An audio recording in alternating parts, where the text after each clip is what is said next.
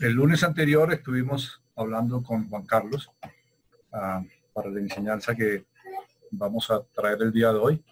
Va a ser en dos partes. Yo voy a traer ahí el 20% y Juan Carlos trae ahora el 80% de la enseñanza. La verdad quiero compartir un poquito del histórico nuestro de caminar con Dios. Antes que eso, también quiero compartir que para mí el mes de julio es muy importante, no solamente porque cumplo años el mes de julio, sino porque hace 6 años se hizo más importante aún. Hace 6 años fui diagnosticado con un cáncer y esto terminó siendo toda una bendición, ¿sí? Poder pasar, poder salir de la enfermedad sin consecuencias, sin ninguna secuela, pero sí con mucha sabiduría, con mucha paz de parte de Dios, con muchos recursos tremendos. Fue toda una bendición. Alguna vez le preguntaron a una de mis hermanas, bueno, me preguntaron a mí, pero ella respondió por mí. Me preguntaron, Ezequiel, ¿cómo fue esa experiencia con el cáncer? Y ella respondió, dijo, fue toda una bendición. Y yo lo creo así. Y estoy seguro, estaba aquí con mis notas y una parte de las enseñanzas que nos trajo Sergio Avilés, tomé una nota ahí que dice, nada sucederá con nosotros sin que Dios lo permita. Amén. Y yo estoy seguro de eso, que nada va a suceder con nosotros sin que Dios lo permita. Hermanos, son 4 textos que quiero compartir para compartir un poquito de la historia. El primero, para que tomen nota ahí, porque esta enseñanza que queremos transmitir con Juan Carlos hoy, queremos que toda la iglesia podamos repasarla, podamos hacer catequesis, podamos entender más. Estos días, ustedes saben, tengo a Samuel e Isabel en casa y entonces todos los días hay un reto para leer y al final del día ellos me tienen preguntas. Y Isabel estaba leyendo primera, segunda y tercera de Juan. Y entonces a la noche llego para responder preguntas. Es muy bueno porque me hacen esforzarme también. Y hay una parte en Juan que dice, hay una parte de Juan que dice que tenemos la unción de él, la unción de Cristo, y que esa unción es la que nos enseña, que ya no necesitamos nadie que nos enseñe, sino que esa unción es la que nos enseña. Ella me pedía que le explicara acerca de eso. Y es verdad, es Cristo, él es el maestro. Por eso ella dice, no digáis padre a nadie, ni digáis maestro, porque maestro es uno solo, que es el Cristo. Padre, el que está en los cielos, y maestro es el Cristo. Él es el que nos enseña a través del Espíritu Santo, quien llega a nuestro corazón, nos redarguye. Entonces, 4 textos. El primero es Éxodo capítulo 3. Ahí voy a tomar unos versículos de Éxodo capítulo 3. El segundo es Romanos capítulo 8, versículos 22, 23 y 24. Romanos capítulo 8, versículos 22, 23, 24. Tercer texto, segunda de Timoteo 3, 16. Segunda de Timoteo 3, 16. Y cuarto texto, primera de Corintios 13, 13. Para los hermanos que no alcanzaron a tomar nota, lo repito nuevamente. Éxodo capítulo 3. Ahí Éxodo capítulo 3 habla un poquito del llamamiento de Moisés. Romanos capítulo 8, versículos 22, 23, 24. Estos capítulos hablan un poquito de la esperanza. Segunda de Timoteo 3:16, segunda de Timoteo 3:16, donde dice que toda la escritura es inspirada por Dios y nos dice para qué es útil. Y primera de Corintios 13:13, donde dice que ahora permanecen la fe, la esperanza y el amor. Entonces, ahí ya que tomaron nota, yo estoy aquí con un tecito caliente que me preparó Jenny, que tengo aquí al frente del escritorio de ellos, dice, hay un cuadrito que dice, cada familia tiene una historia, bienvenidos a la nuestra. Conocí la familia Silva hace 31 años. Algunos de ustedes no habían nacido todavía, otros ya tenían cédula. Y ha sido una experiencia bonita con ellos. Hermanos, tenemos una historia. Y la verdad es así, es que Dios proyectó su familia. Dios hizo un proyecto antes de la fundación del mundo, ¿verdad? Romanos capítulo 8, versículos 28 y 29, no hace parte del texto, pero hace parte de nuestra catequesis, no hace parte del texto de enseñanza hoy, pero que dice que Él dice, y sabemos que a los que aman a Dios todas las cosas ayudan para bien. Esto es conforme a los que con su propósito o a su propósito han sido llamados. ¿Cuál es su propósito? Dice, porque a los que antes conoció también los predestinó.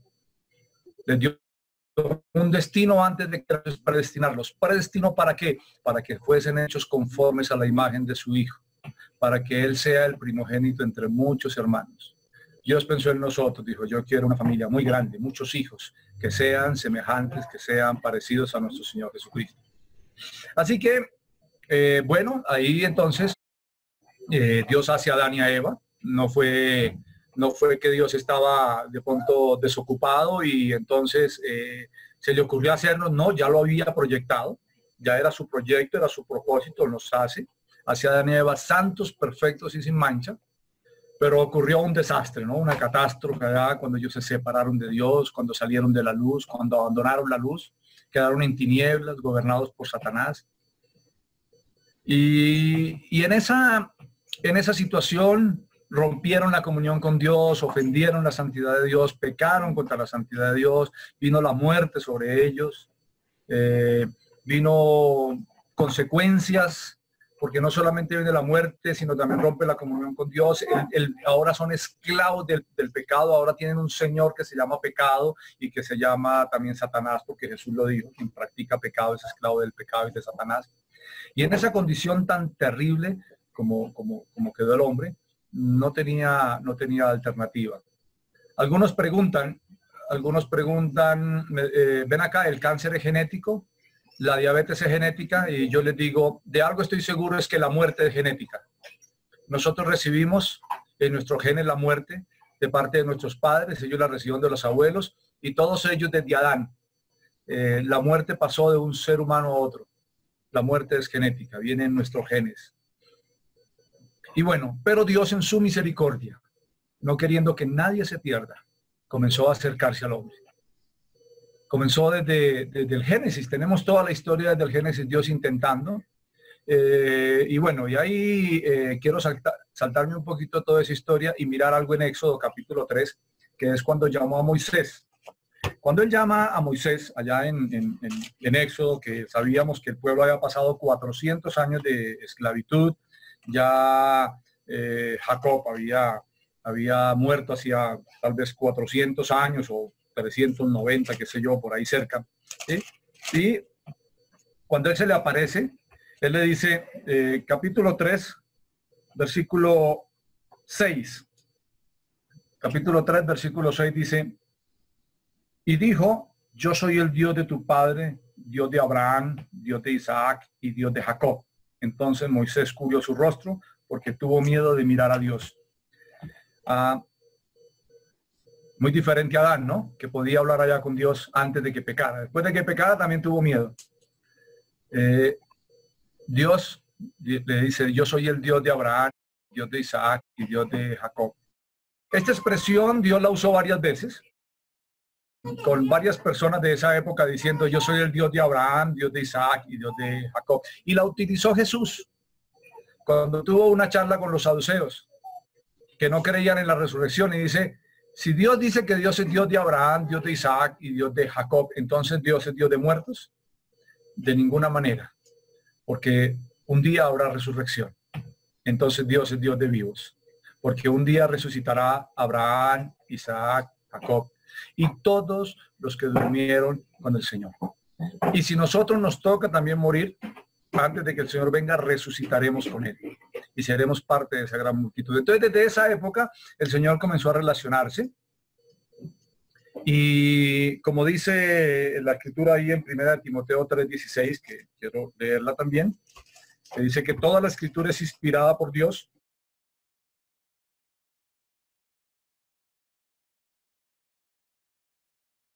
Perdón, 2 Timoteo. porque el 1 Timoteo 3:16 habla de el misterio de la piedad, que es donde nos habla de la justificación de Cristo en la carne, perdón, en el espíritu. Pero 2 Timoteo 3:16, que dice: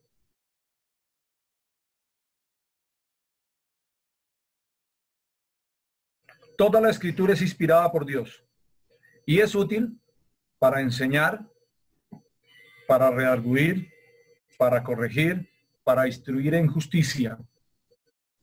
¿Con qué fin? ¿Con qué propósito? A fin de que el hombre de Dios sea perfecto, enteramente preparado para toda buena obra.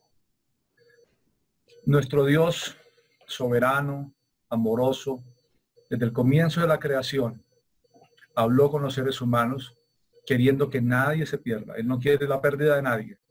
Habló con los seres humanos. Habló a través de profetas. También habló a través de la ley. Habló a través de Moisés, trayendo la ley, inspirada por Dios, diciéndonos la forma como Él quiere que vivamos, de una manera santa y piadosa. Pero que no solamente el pueblo de Israel, sino de ahí en adelante hasta nuestros días, un pueblo rebelde, una raza humana rebelde. Mira ahora, a pesar con todo este asunto del COVID-19, las personas no se sensibilizan para buscar a Dios. Rebelión en el corazón, ¿verdad? Así que Dios no desistió de ninguna manera. Él no desistió, sino que continuó a través de los profetas, a través de sacerdotes, a través de jueces, trayendo aquella palabra que era inspirada por Dios y que era útil para redarguir, para enseñar, porque Él dice: yo quiero que todo hombre sea preparado para toda buena obra. Y finalmente, lo más majestuoso que hizo, envió a su Hijo Jesucristo. Envió la palabra. La palabra se hizo carne. Esa palabra inspirada por Dios ahora se estaba haciendo carne, porque Él es la palabra. Y viene Jesucristo mismo, diciendo: yo traigo un evangelio, yo traigo un mensaje desde el cielo. Yo traigo un mensaje de parte de mi Padre. Yo traigo el evangelio del reino. Por eso la Escritura dice que la ley y los profetas fueron hasta Juan. Después de ahí se anuncia el evangelio del reino. Después de ahí vino el mismo Jesucristo anunciando el evangelio del reino y colocando ahora este pensamiento. Y Él dice: ahora ya no van a tener que alguien les pueda enseñar, sino que yo voy a estar en el corazón de ustedes, redarguyéndolos, enseñándolos. Tremendo esto, porque el mismo Señor ahora se hace carne, pero Él mismo nos da esa unción, como escribió allá Juan en una de sus cartas, nos da esa unción para que dentro de nuestro corazón podamos tener entendimiento y podamos tener revelación. Ahora ya no necesitamos de un sacerdote aquí en la tierra, sino que Él es el sumo sacerdote. Jesucristo es el sumo sacerdote que traspasó los cielos y que nos abrió, recuerdan allá en Hebreos como dice, que nos abrió un camino vivo y nuevo a través de su carne. Ahora podemos entrar al lugar santísimo porque Él es el sumo sacerdote y Él dice: yo quiero una relación íntima y personal con ustedes. Yo quiero ir allá al corazón de ustedes y que cada uno aprenda allá internamente, porque yo quiero enseñar. Esa es la palabra que el Señor Jesús dice. Yo quiero enseñarles, yo quiero ponerles unción en su corazón y que ustedes puedan aprender para que sean enteramente preparados para toda buena obra. Y nos trajo el evangelio del reino. Hermanos, 1 Corintios 13:13, 1 Corintios 13:13, donde dice: ahora permanecen la fe, la esperanza y el amor. Repásenlo ahí un minutico, dice unos segunditos, 1 Corintios 13:13, porque son tres palabras diferentes: fe, esperanza y amor.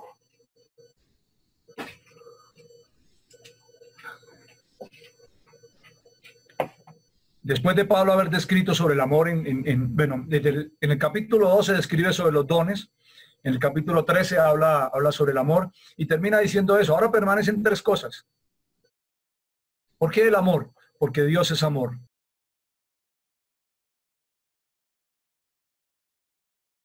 Entonces dice: ahora permanece la fe, la esperanza y el amor. El amor dice que es el vínculo perfecto. El amor es el ingrediente dado por Dios para un relacionamiento perfecto. Por el amor nos perdonamos. Muchas veces nos hemos resentido contra alguien, ¿verdad? Muchas veces nos hemos tomado ofensa de algo que alguien hizo. El problema un día entendí que no es lo que las personas hagan. El problema es que yo me entere.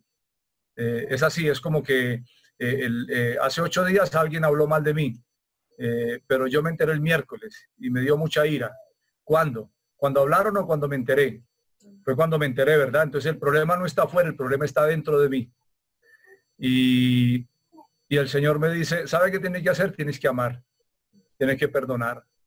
Y ahí entonces nosotros entramos en una pelea con nosotros mismos, porque está el Espíritu de Dios redarguyéndonos para perdonar, para amar. Está la historia ahí, recordamos la historia y otra vez viene la historia a nosotros. Y qué difícil es eso, ¿no?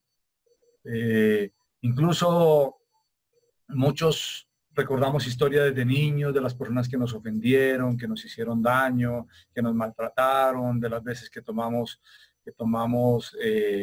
ofensa por las cosas que hicieron, porque nos dieron, porque no nos dieron, por lo que sea. Y esa es nuestra naturaleza. Pero viene Jesús y coloca su naturaleza, que es amor. Y él dice, ahora usted se va a relacionar con los demás en amor. Fue lo que hizo con los discípulos. Les dijo, ustedes ahora tienen un nuevo mandamiento. Ámense los unos a los otros. ¿Por qué el mandamiento? Porque no es natural en nosotros. Todo mandamiento es porque no está dentro de nuestra naturaleza. Entonces el Señor tiene que ordenarlo. Tiene que mandarlo y decir, hey, ámense los unos a los otros. Ese es el vínculo perfecto. Y la fe. La fe está basada en la historia de nuestro Señor Jesucristo. No lo hemos visto, pero conocemos de su historia. Conocemos que vino desde el cielo. Conocemos que estuvo aquí en la tierra. Ahora, Juan describe, tremendo como Juan escribe, ¿no? Porque Juan dice, en el principio era el verbo era con Dios y el verbo era Dios. Y más abajo dice, y aquel verbo fue hecho carne y habitó entre nosotros. Y dice, y vimos su gloria como el unigénito del Padre lleno de gracia y de verdad.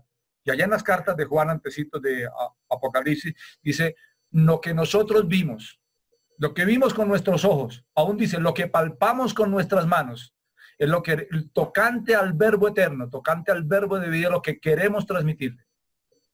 El mismo Juan escribiendo dice, yo quiero escribir este libro, los 2 últimos versículos de los 2 últimos capítulos, esto es capítulo 20 y capítulo 21 del libro de Juan. Él está hablando, dice, la intención de escribir este libro a ustedes es porque yo quiero que ustedes conozcan que Jesús es el Mesías, es el Hijo de Dios, es el Cristo, y que conociéndole, que puedan creer en él y tengan vida en su nombre.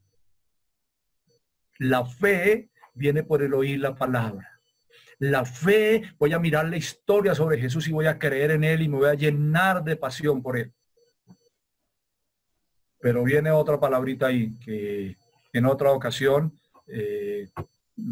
me gustaría compartir más extensamente, que es acerca de la esperanza. Esperanza. Y veamos lo que dice Romanos capítulo 8.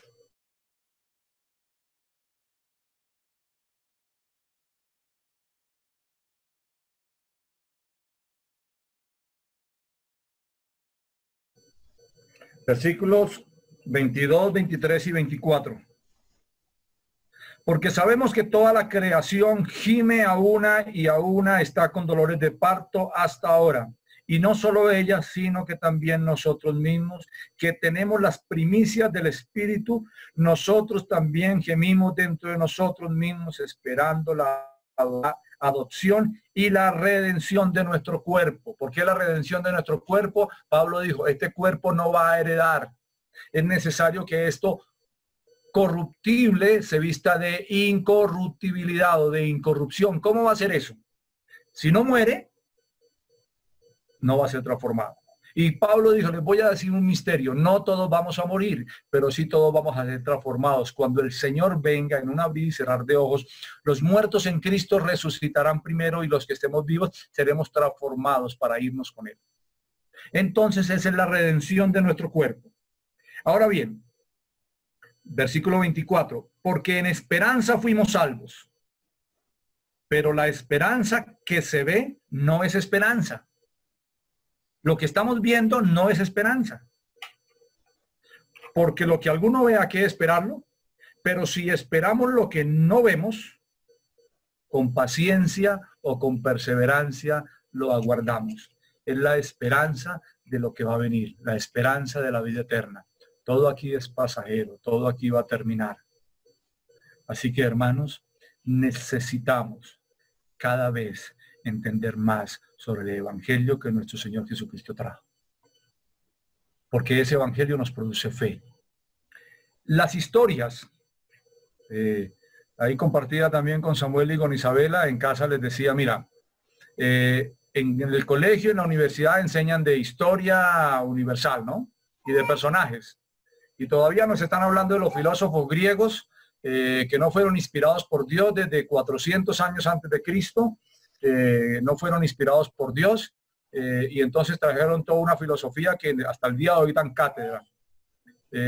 Y esa filosofía o esas historias, ¿qué me produce? Hay una historia en especial que produce vida, que es la historia sobre Jesús. Por eso tengo que conocer a mi Señor, tengo que conocer a mi Maestro, tengo que conocer a mi Mesías, porque la historia sobre Jesús produce vida. Esta historia tiene algo diferente y el Señor está comprometido con ella. La historia produce fe. Por eso Pablo dice, ahora permanecen la fe, la esperanza y el amor. Hermanos, quería compartir este poquito de historia para que veamos cómo es que llegó el evangelio hasta nosotros, cómo es que el Señor ha estado ahí todo el tiempo y todavía está. En tiempos de mortandad, en tiempos de guerra, en tiempos difíciles, ahí está el Señor. Cuando la iglesia fue perseguida y muchos cristianos fueron masacrados, ahí estaba el Señor también. Porque Él no está viendo como nosotros vemos, solo las cosas terrenales, temporales. Él está viendo eternidad. Él nos está esperando en la eternidad, donde no habrá llanto, no habrá dolor, no habrá cansancio, donde no habrá injusticia, donde no nos van a cortar la internet, ni el teléfono, ni el agua, ni la luz. No habrá injusticia. Será, dice que una patria donde no mora la injusticia, no habrá injusticia, porque Él es justo. Y estará con proyectos inimaginables para nosotros. Y esa es nuestra esperanza, algo que no vemos. Algo que no vemos. Estamos creyendo en algo que no hemos visto. A quien amáis sin haberle visto. Amamos a nuestro Señor Jesús sin haberle visto. Y nos gozamos con gozo inefable. Esa es nuestra fe. Y esperamos cielos nuevos y tierra nueva. Y esperamos encontrarnos con nuestro Señor y que nos dará cuerpos nuevos y nos dará una vida eterna. Y esa es nuestra esperanza. Por ahora, relacionarnos en amor. Este mandamiento que el Señor mismo trajo, lo enseñó, lo practicó y lo transmitió a sus discípulos. A ver, mis hermanos, quería compartir este pedacito de historia. Voy a dejarlos ahí con Juan Carlos, que va a traer ahí el otro 80% de lo que queremos escuchar hoy, de lo que necesitamos escuchar hoy. Dale, Juan, camarito, dale.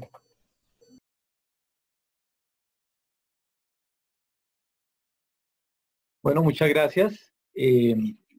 Aquí la exposición de la palabra acerca de nuestra esperanza que no avergüenza.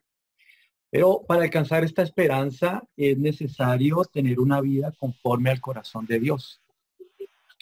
El Evangelio del Reino, hermanos, es la colocación de un gobierno nuevo sobre la vida de un ser humano, en forma individual, en forma familiar, en forma nacional y en forma mundial.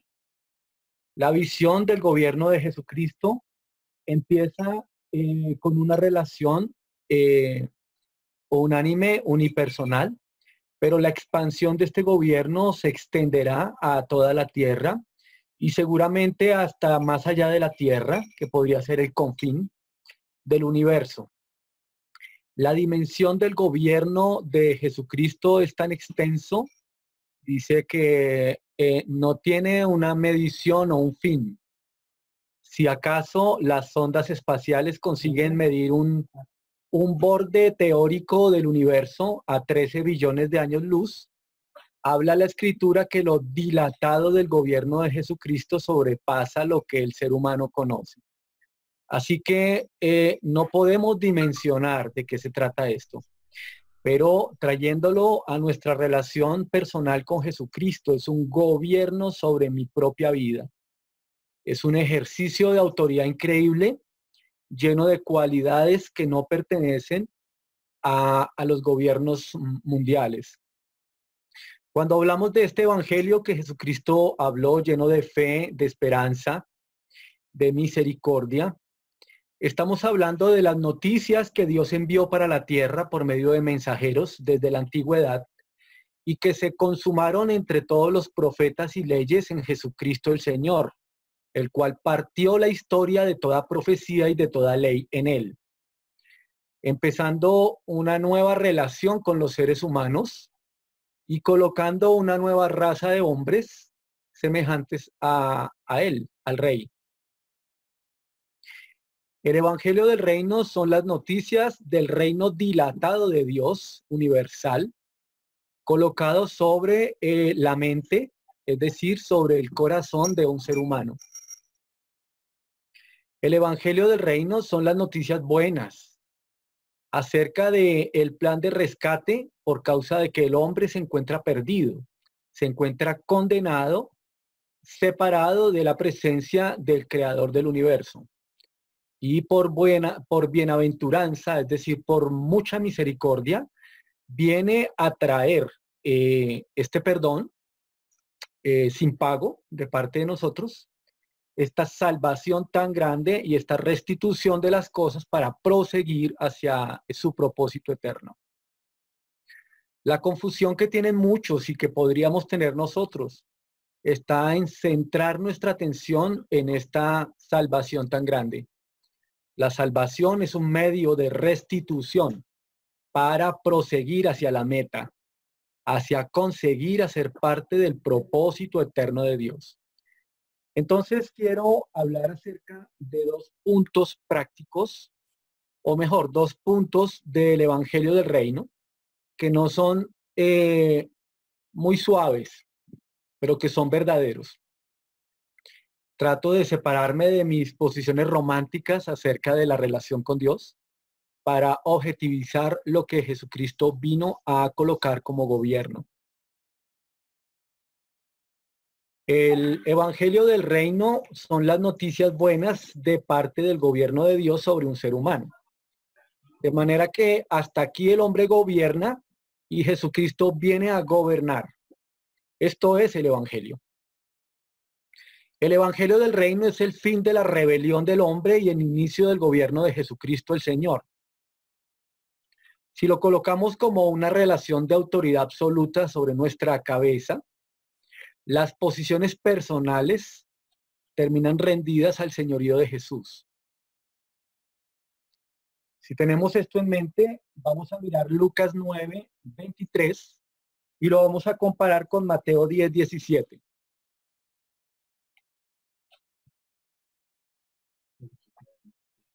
Lucas 9, 23 y Mateo 10, 17.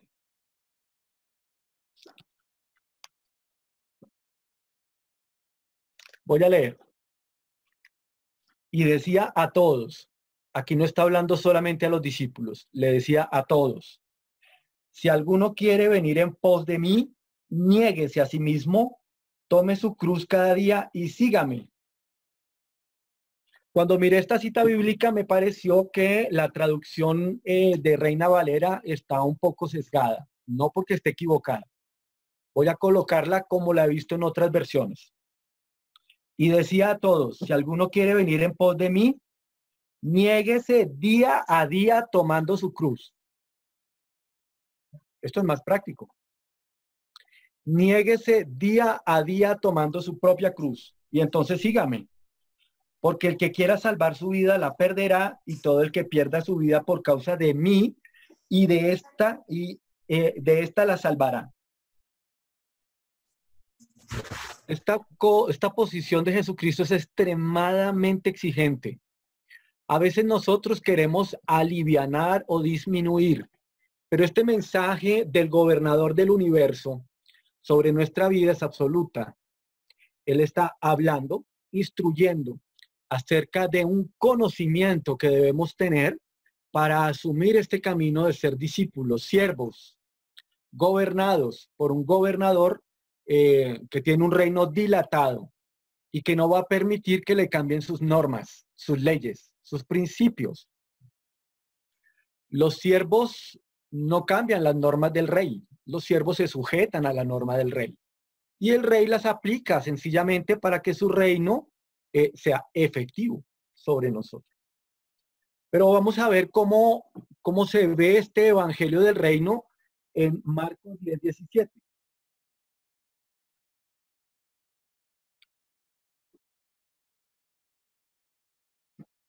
Voy a leer.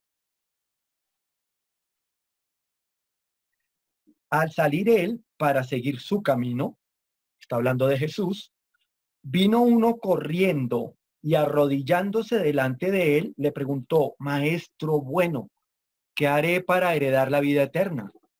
Jesús le dijo: ¿por qué me llamas bueno? Ninguno es bueno sino solo uno, Dios. Los mandamientos sabes: no adulterarás, no matarás, no hurtarás, no dirás falso testimonio, no defraudes, no honra a tu padre y a tu madre. Él entonces respondiendo le dijo: Maestro, todo esto lo he guardado desde mi juventud.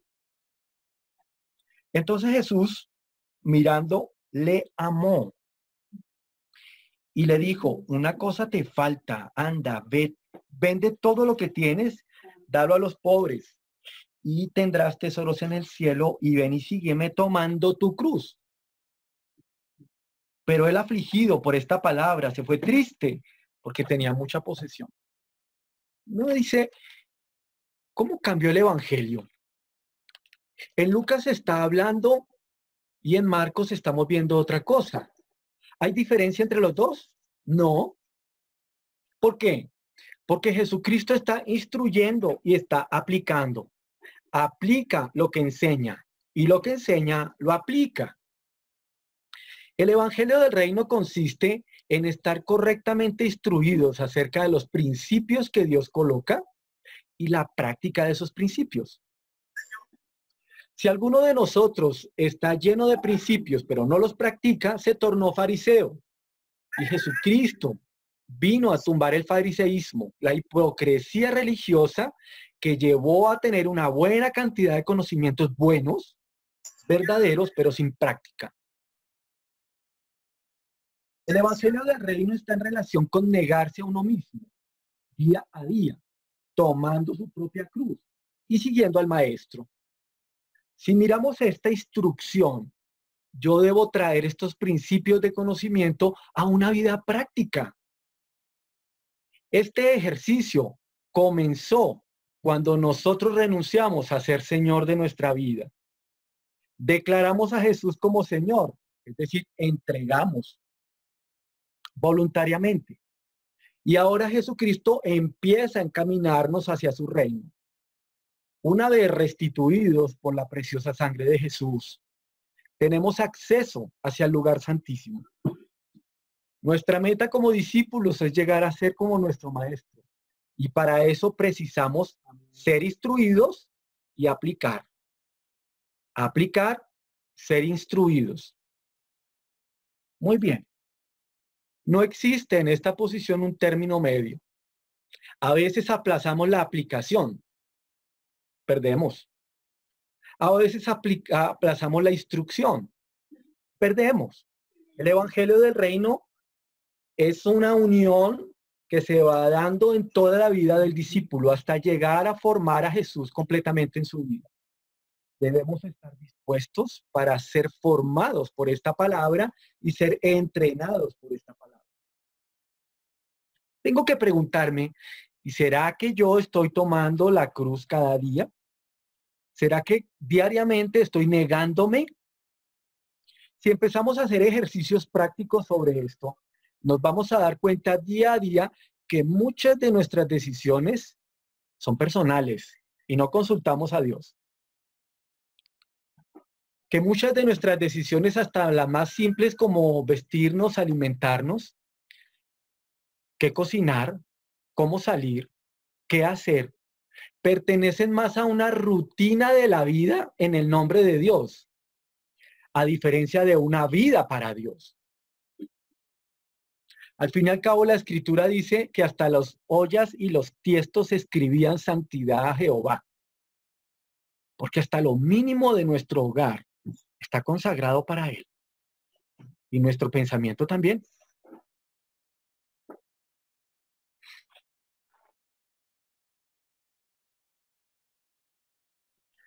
Lucas explica, Marcos aplica. A pesar de que cualquiera de nosotros entienda bien la palabra de Dios, si no la vida, si no es la vida propia del Señor Jesucristo, el Evangelio no está operando en nuestra vida. Y este es el riesgo mayor y la posición que podemos tener equivocada. La predicación del Evangelio del Reino es vida y obra.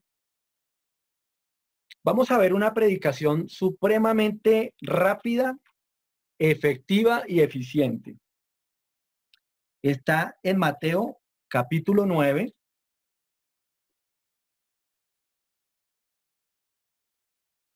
Versículo 9. Mateo 9, 9. Esta predicación de Jesucristo la podemos colocar así. Tiene una introducción, tiene un cuerpo y un desenlace. Tiene un inicio, un entendimiento y una ejecución. Vamos a mirar de qué se trata esa predicación. Voy a leer. Pasando Jesús de allí, vio a un hombre llamado Mateo, que estaba sentado al banco de los tribunos públicos, y le dijo, sígueme. Y se levantó y le siguió. Terminó la predicación. ¿Cuál fue la predicación de Jesús? Sígueme. Esta predicación es muy similar a la de Lucas. Es muy similar a la que vimos en Marcos. Jesucristo es el Evangelio. Él es la verdad. La presencia de Jesucristo es la autoridad absoluta. Está mostrando el reino. Está aplicando el reino. Y presentó una palabra que le permitía a Leví, a Mateo, tomar una determinación en el acto. La palabra fue, sígueme. Los argumentos que vienen a nuestro corazón son múltiples. El sustento, ¿qué haré? ¿Qué pasará conmigo? ¿A dónde dormiré? ¿Qué comeré? Y mis hijos y tantas cosas. Pero Mateo vio quién era la autoridad. Reconoció en Jesucristo las buenas nuevas. Y bastó que Jesús le dijera, sígueme, para que él tumbara lo que lo apartaba de su Señor y se paró y fue. Poderoso evangelio este. Conciso, efectivo, definitivo. Creer es hacer.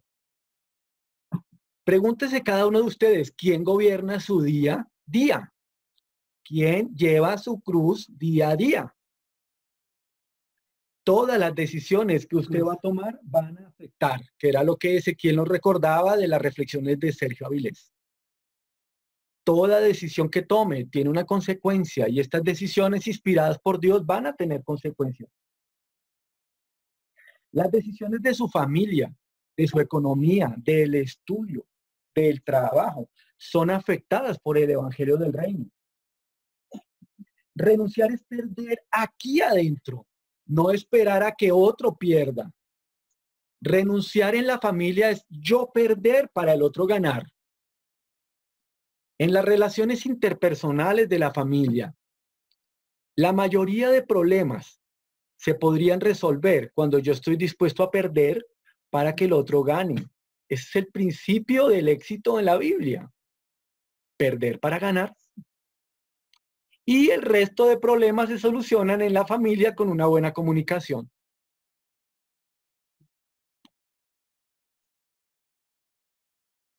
No puedes entrar por la puerta angosta sin entender de qué se trata la puerta angosta. Pero una vez entendida la puerta angosta, necesitas actuar. Muchas veces consideramos la puerta angosta y se la presentamos a alguna persona, pero no lo instruimos acerca de cómo pasar la puerta. Jesucristo es la puerta. Hablando con mi esposa hace algunas semanas, veíamos que él es la puerta de las ovejas y que él mismo, como sumo sacerdote, atravesó la puerta. Él no va a pedirnos a nosotros nada que él no hubiera hecho. Él mismo cargó la cruz desde Jerusalén hasta el Gólgota, pensando en usted, mostrándole cómo era. Él mismo se negó, abandonando su forma de Dios. Él mismo renunció al dejar el trono y volverse siervo. Él mismo murió en la cruz derramando la sangre, pagando el precio. Luego, todo lo que hizo Jesús nos lo dejó como ejemplo para recibir este evangelio de salvación, de restitución hacia el propósito eterno de Dios.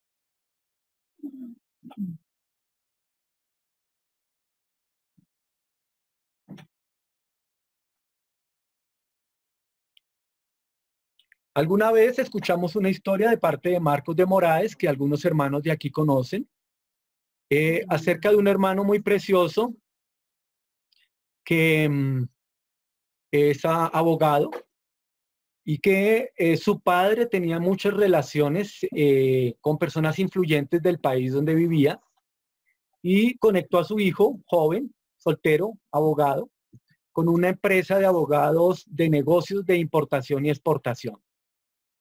Este muchacho abogado había recibido el Evangelio del Reino, la instrucción y también la aplicación. Debido a las conexiones de su padre, se fue a otra ciudad a trabajar a una firma de abogados y recibió uno de los cargos más importantes, donde tenía que verificar la legitimidad de los documentos de importación y exportación. Eran negocios multimillonarios. Esta empresa reconoció a este muchacho abogado con un potencial muy grande y entonces lo contrató para que tomara la dirección de los negocios legales de la empresa.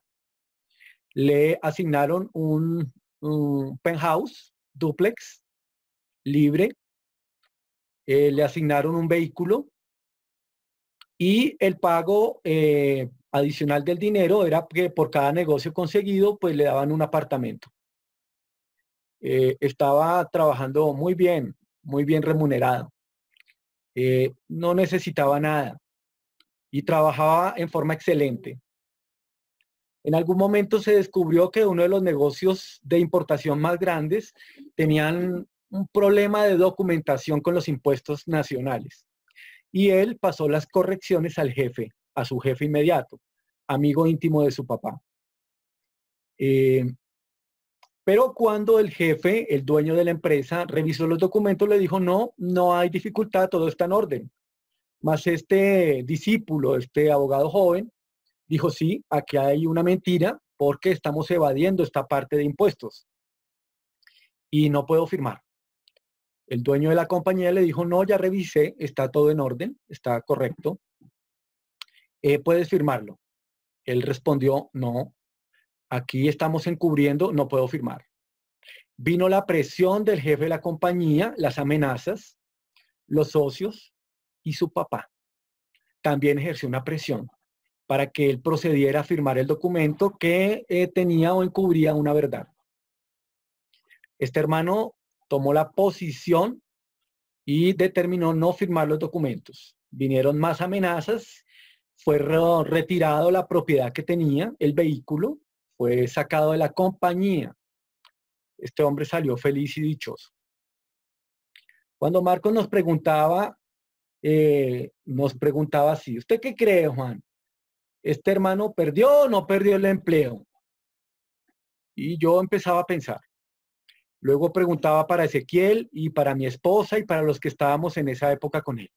¿Este hermano perdió o no perdió el empleo? Mi respuesta fue sí, claro, perdió. Aquí, perdió. Marcos dice, nadie ha podido responder bien por diferentes partes que ha contado esta historia. ¿Por qué? Porque él no perdió nada. Él perdió cuando se tornó discípulo. Él había perdido ya el empleo y todas las propiedades cuando se tornó discípulo, cuando se negó a sí mismo, cuando renunció a todo lo que tenía. De ahí en adelante, lo que él podía tener como posesión era de su nuevo señor. El vehículo, el trabajo, la familia, los hijos ya no eran de él, era del Señor, luego él no perdió. Nosotros perdemos cuando entramos, perdemos la vida, renunciamos a lo que poseemos. De ahí en adelante, todo es del Señor. Qué manera extraordinaria de aplicar un evangelio. Es una fe verdadera, es una aplicación. Nosotros día a día tenemos que tomar decisiones de este tipo en nuestra casa, en el trabajo, en la iglesia. Nosotros ya perdimos todo. Luego no podemos perder más. Lo que tenemos es una ganancia porque el Rey del universo, lo dilatado de su reino, ahora viene a gobernar nuestra vida. Aleluya por esto. Finalmente voy a hacer un resumen de qué motivos podrían debilitar el evangelio del reino en medio de nosotros. El evangelio del reino es la instrucción y es la aplicación.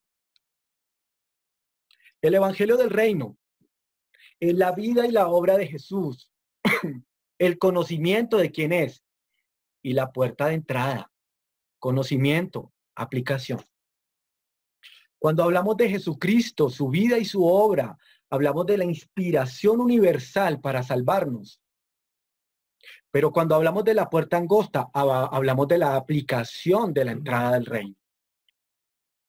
Cuando hablamos acerca del árbol del conocimiento del bien y del mal y del árbol de la vida, estamos hablando del conocimiento, de la aplicación. Cuando hablamos de la parábola de las 10 vírgenes, las 5 insensatas, las 5 sensatas, estamos hablando de conocimiento, de aplicación. Cuando hablamos de la parábola de los talentos, hablamos de conocimiento, hablamos de aplicación, instrucción, aplicación. Cuando hablamos acerca del siervo negligente en Mateo 24, 25, hablamos de conocimiento, hablamos de aplicación. Cuando te acerques a la palabra de Dios, considera la instrucción y sin duda considera la aplicación. Y estás en el evangelio, estás siendo gobernado por Jesús. ¿Qué cosas pueden debilitar este evangelio? Sin duda, la falta de aplicación. Hay una confusión grande entre amor y pasión. El amor es práctica porque Dios lo describe así. De tal manera amó Dios al hombre que, y aparece la aplicación, dio a su hijo, murió por nosotros. Está el conocimiento del amor de Dios y la aplicación práctica colocada sobre Jesús. Esto es amor. No hay amor más grande que dar la vida por su amigo. Está el conocimiento y la aplicación. El amor no es sentimiento.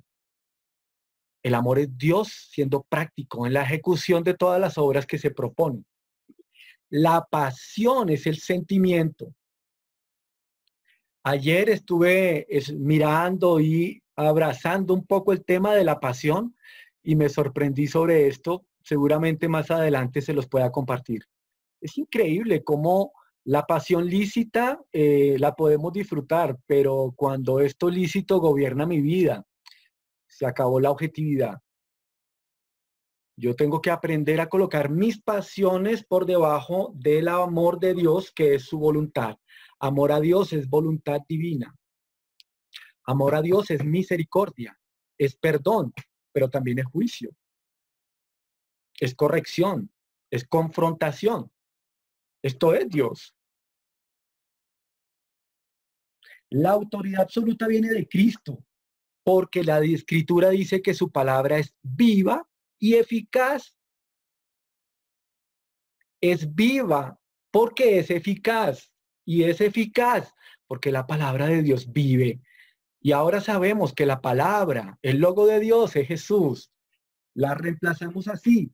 Jesucristo es vivo y eficaz. Esto es amor, no es pasión. Miren esta controversia. Tenemos una posición, el ser humano, entre el trono y la cruz. Cuando el hombre está sentado en el trono, Jesucristo permanece en la cruz. Pero cuando yo voy a la cruz, Jesucristo se sienta en su trono. Todas las veces que impera mi voluntad, Jesucristo no tiene su corona. Pero cuando yo vengo delante de Cristo, Cristo tiene su corona. Él gobierna, está en su trono. Las personas quieren ser pastoreadas, pero no quieren ser confrontadas. Quieren ser instruidas, pero no quieren ser corregidas. Yo deseo ser un discípulo porque soy aprendiz. Ezequiel recordaba algo importante. No os hagáis muchos maestros, no se hagan llamar ni señores, ni padre, ni maestro, porque hay uno solo. Yo, discípulo, aprendo, instruyo, practico. Esto es un discípulo tremendo. Examinemos nuestra vida práctica para ser correctamente pastoreados. Segunda situación que entre nosotros puede debilitar. Vamos a mirarla con cuidado, por favor, con pinza. Un poquito más de paciencia conmigo. Me quedan 10 minutos. Aquellas personas que estuvieron, que han estado en medio del ambiente de discípulos, que fascinados por Jesucristo hemos percibido su don inefable y glorioso. Algunas personas se han ido, se han retirado de nuestra comunión. Por decirlo así, han salido hacia el mundo. No sé si ha sido su caso particular o si tiene alguien cercano que, estando en el camino del discipulado, se apartó. Ahí mirando muchas enseñanzas de Marcos, mirando las enseñanzas de Manuel, de Aulus, hemos aprendido harto sobre esto. También nos hemos equivocado. Pero ¿cómo hace Jesús? ¿Cómo haría él? Dios restaura, ¿verdad? Dios es misericordia. Pero, de acuerdo a lo que hemos visto en la Escritura, no la voy a leer en Apocalipsis 21, se hace una descripción increíble acerca de la Nueva Jerusalén. Se habla de las cualidades de esta ciudad celestial. Pero la Biblia toma más hojas, más versículos en describir el muro de división o el muro que protege a la Nueva Jerusalén. Este muro habla de la claridad de quién es y quién no es. No nos corresponde a nosotros señalar esto. Esto es un asunto de las ovejas y las cabras, de los de la derecha y de la izquierda, de Jesucristo. Pero nosotros debemos cuidar de colocar un muro claro, un muro de amor que hable acerca de las cualidades de un discípulo. Usted que lleva algunos años o tantos años como discípulo, sabe de qué se trata caminar esta vía angosta. Es una vida preciosa. Jesucristo es la vía angosta. Es hermosa, pero es exigente. Algunos discípulos quieren evitar esta entrada y caminar esta vía angosta, como que algunos quieren entrar por la puerta angosta, pero luego quieren ensancharla. Y la vida del discípulo no está en relación con sus gustos, no está en relación con sus pensamientos, está con la posición del Rey de Reyes, de lo dilatado de su reino. Nosotros debemos amar, recibir, abrazar, incluir, porque esto es amor. Pero debemos clarificar las cualidades y las condiciones de un discípulo, de tal manera que la persona no se confunda cuando quiera venir, cuando quiera volver. O alguna persona del mundo quiere venir también. Nosotros hemos hablado de amar, abrazar, incluir, traer, pero debe conocer muy bien el muro, la condición que Jesucristo colocó, porque esto es evangelio del reino. Esto es práctica del reino de los cielos. Aclarar su condición, su problema. Esto permite que el evangelio se mantenga firme en cada uno de nuestros núcleos familiares, en nuestras iglesias caseras y en la comunión de cada una de nuestras ciudades. No calificar al que el Señor no califica, pero no podemos descalificar al que el Señor califica. Por eso necesitamos hablar objetivamente lo que Jesús mandó. La columna y baluarte es la iglesia, sustentada por la roca que es Jesús. Somos columnas y baluartes. Tercer punto que puede debilitar este evangelio tan precioso. El primero fue confundir el amor por pasión. El segundo es no colocar muros, ¿verdad? Para aclarar. El tercero es perder armonía.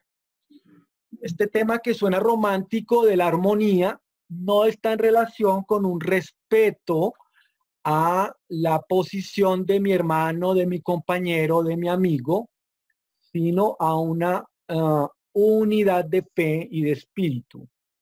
Nosotros nos respetamos sencillamente porque el Espíritu Santo está en mi hermano, pero nosotros vamos a vivir lo que el Evangelio manda. Esto armoniza el cuerpo de Cristo. Ustedes pueden verlo dentro de su casa. Cuando no están de acuerdo sobre lo que se va a almorzar o de lo que se va a ver o de lo que se va a jugar, pues algunos toman la decisión de no participar o de no comer. Se perdió la armonía. Necesitamos armonizar el hogar. Y la armonía no está en relación con sus gustos personales, no está en relación con sus pensamientos o interpretaciones. La armonía está en Jesucristo, nuestro Señor. Aprended de mí, dice Jesús, que soy manso y humilde de corazón, y hallaréis armonía para vuestras almas. La armonía es el descanso de nuestras almas. Aprended de mí que soy manso y humilde y encontrarás armonía para tu hogar. Esta armonía, mi querido, no depende de que su esposa se porte bien o que el hombre desarrolle su rol. La armonía está en parecerme a Jesús. Esto gobierna una casa perfectamente. La armonía en mi ser interior se pierde, ojo con esto, cuando empiezo a tener permisos voluntarios para pisar el pecado, aún sin haber pecado. Estoy ahora desarrollando un estudio que quiero compartir con los varones acerca del adulterio. Estoy ahí dándole vueltas al tema. Y estoy encontrando el problema común en el adulterio como una intención silenciosa para permitirme pecar. Aún no he pecado, pero tengo la intención adentro de empezar a pisar el tema del adulterio. Hay un riesgo alto de que yo mismo me confunda, dando permisos que mi maestro no me dio y que él no se dio, porque Jesucristo solamente vino a hacer la voluntad de su papá y a acabar su obra. Queridos, en esto no hay billete de garantía. Nosotros estamos aquí, el Señor nos ama. La condenación viene por nuestra propia concupiscencia y manera de pensar. Pero cuando nosotros bajamos esto, se debilita el evangelio. Cuando usted va a presentar un evangelio poderoso, pero usted en su interior se está dando permisos para pecar, usted necesariamente va a tener que bajarle el precio, porque usted mismo no lo puede sustentar. Esto trae una debilidad tan tremenda para el evangelio que termina siendo un evangelio facilista con permisos. Así que evalúese qué tipo de permisos se está dando, que puede llegar a debilitar el mensaje de salvación.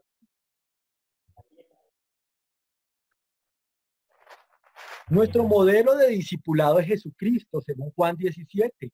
Ahí encontramos la forma correcta como Jesucristo ejerció el discipulado. No lo voy a leer, se lo recomiendo. Pero sí me gustaría traer una palabrita, 5 minutos, Mateo 24:45.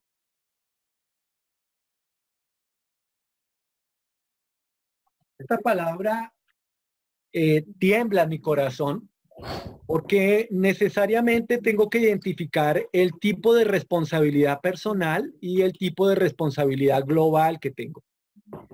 Aquí no tengo excusa. Hace poco tuve una reunión con un discípulo que amo mucho, como todos los discípulos. Esta persona muy preciosa, hace unos 2 días nos reunimos y me está hablando de la necesidad que retomemos nuestra relación de discipulado. Y yo veo esto como un buen síntoma, porque él identifica mi dificultad para mantenerme en esta relación, pero veo la sed que él tiene por buscar sujeción. Un discípulo busca sujetarse, no busca estar solo. Un discípulo necesita ser instruido para verificar la práctica. Y este discípulo me decía, yo necesito, Juan, necesito retomar. Y yo veo un Espíritu Santo actuando ahí. Algunos discípulos no buscan, no tengo reclamo, pero si no busca, ¿cómo hallará? Un discípulo cansón es un discípulo mejor, como Juan, el discípulo amado, que estaba donde no lo invitaban. Y llegaba, y ahí estaba. Y Jesús lo amaba también como amaba a los 500. Así que esta palabra que voy a leer me la aplico a mí mismo y pido perdón por los que no consigo tener ese ritmo de discipulado. Tengo la excusa de la cuarentena, pero ya la excusa se está acabando. Voy a leer. ¿Quién es, pues, el siervo fiel y prudente al cual puso su señor sobre su casa para que les dé el alimento a tiempo? Mira, querido, solo con esto tenemos toda una enseñanza para no terminar.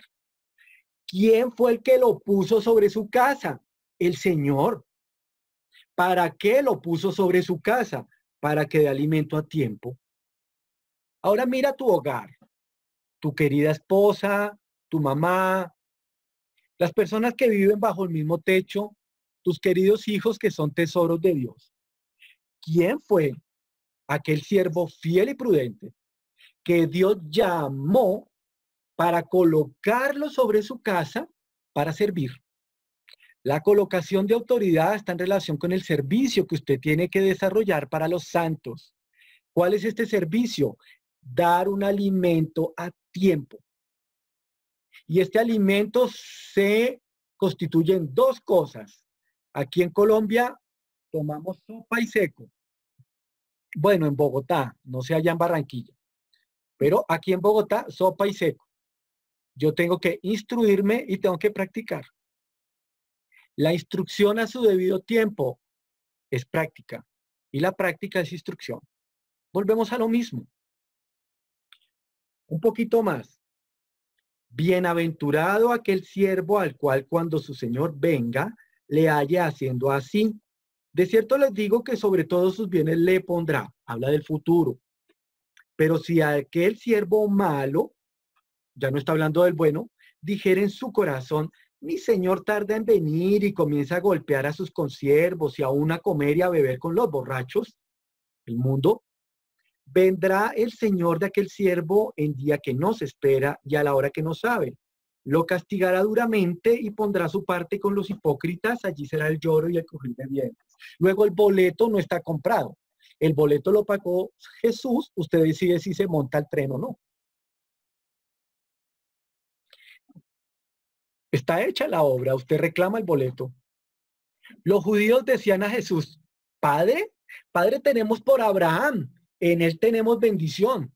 Y Jesús le decía, ustedes están afuera del reino. Ellos creían que tenían el boleto.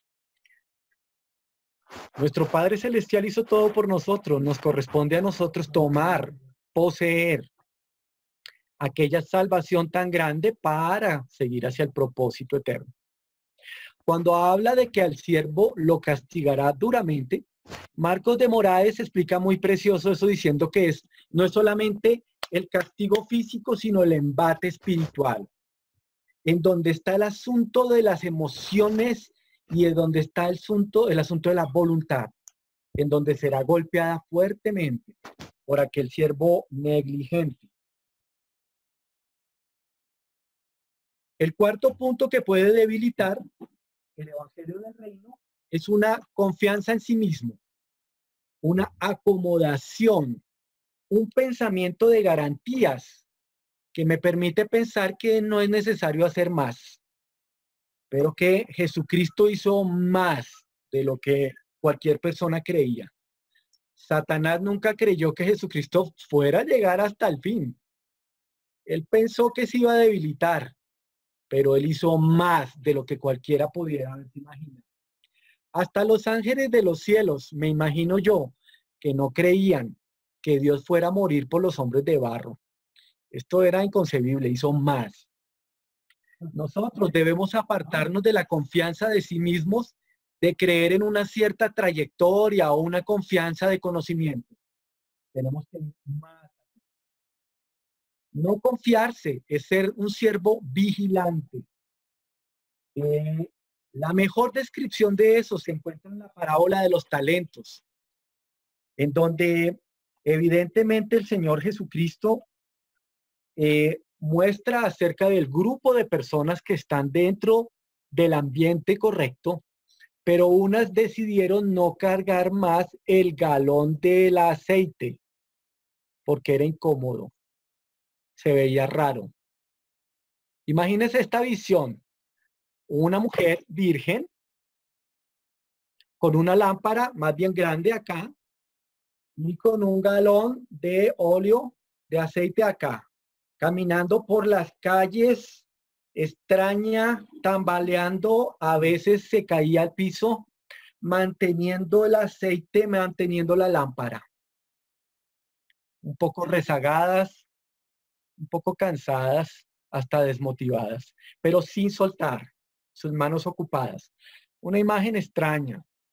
Pero tenemos la imagen de aquellas vírgenes que abandonaron el aceite y solamente cargaban la lámpara. Estaban más derechas, no tropezaban, no se raspaban, caminaban más rápido, llegaron rápido a la reunión. Ahora el Señor me muestra con esta visión que necesito cargar en mis dos manos. No puedo soltar nada.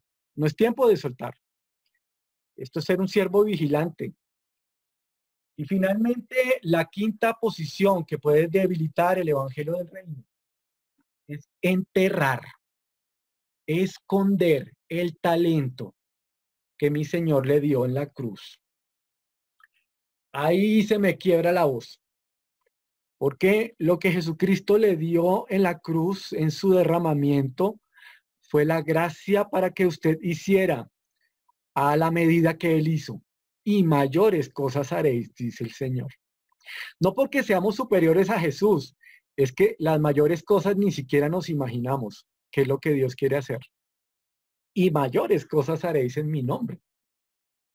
Enterrar o esconder lo recibido no está en relación a cuántos talentos recibió. Es cuál talento tiene para no enterrarlo. El que tenía un talento era tan importante como el que recibió los 5 o los 3, los 2. ¿Qué hago con el talento que tengo? Para el servicio del conocimiento de mi Señor Jesús. Este talento está en cada uno de ustedes porque el Señor lo prometió. 1, 2. Mi querido, es hora de desenterrar su talento. El problema del siervo negligente es que aún sabiendo que su Señor iba a venir, no se arrepintió. Es decir, no fue y desenterró lo que había enterrado. Es tiempo de desenterrar el talento y producir lo que tiene. No está en relación con la cantidad, la calidad del talento que tiene.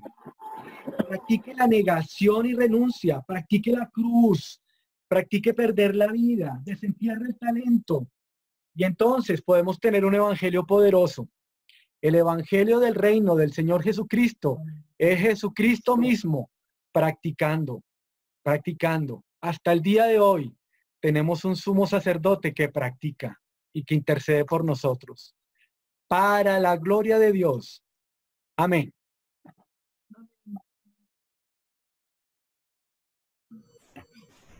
Amén, gracias Juanito por esa palabra. Hermanos, ¿cómo podemos entender el Evangelio del Reino? ¿Cuál es la fuente? ¿Cuál es el alma mater para poderlo entender? ¿Dónde lo vamos a encontrar? Tal vez en una serie en Netflix, o en Google, o en YouTube. ¿Verdad que no? Están las Escrituras, inspiradas por Dios, que son útiles para redarguir, para enseñar, para corregir. Esta palabra que Juan Carlos nos trajo, donde nos está alertando acerca de cómo estropear, de cómo no hacerlo, de cómo no llegar a estropear el Evangelio del Reino. Al contrario, de cómo poder aplicar aquellas cosas que entendemos de nuestro Señor. Hace 13 años, cuando comenzamos en el apartamento de Juan Carlos, ahí por la 134, era nuestro pequeño encuentro casero. Empezábamos tipo 2 de la tarde los sábados y terminábamos como 10 de la noche. No éramos muchos. Recuerdo ahí que algunos empezaron un juego de almohadas y después tuvimos que prohibirlo porque eran muy bruscos.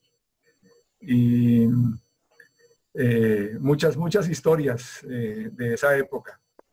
Y perseverando y entendiendo el Evangelio del Reino. Y han sido años donde el Señor mismo nos ha ido enseñando. A través de los hermanos, claro que sí. A través de cada hermano que es revelado, que es instruido. Quiero una palabrita para adicionar. Esto fue algo que Isabela me compartió ayer con una pregunta que tenía.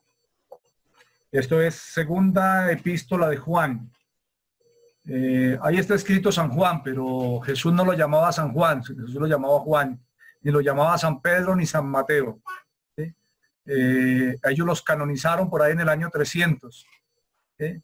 Esto de San Mateo, San Pedro, San Juan, San Lucas, Santo Tomás, Santiago, ¿sí? Fue colocado, bueno, esa es otra historia. Juan, segunda epístola de Juan, versículo 8, dice así: mirad por vosotros mismos para que no perdáis el fruto de vuestro trabajo, sino que recibáis galardón completo. Cualquiera que se extravía y no persevera en la doctrina de Cristo no tiene a Dios. Cualquiera que se extravía y no persevera en la doctrina de Cristo, este no tiene a Dios. Muchos de los que se apartan cuando vienen a hablar con nosotros, nos estamos dando cuenta que ya hace rato no estaba perseverando en la doctrina de Cristo, que comenzó a perseverar otra idea en su cabeza. Y dice, este ya no tiene a Dios. El que persevera en la doctrina de Cristo, este tiene al Padre y tiene al Hijo.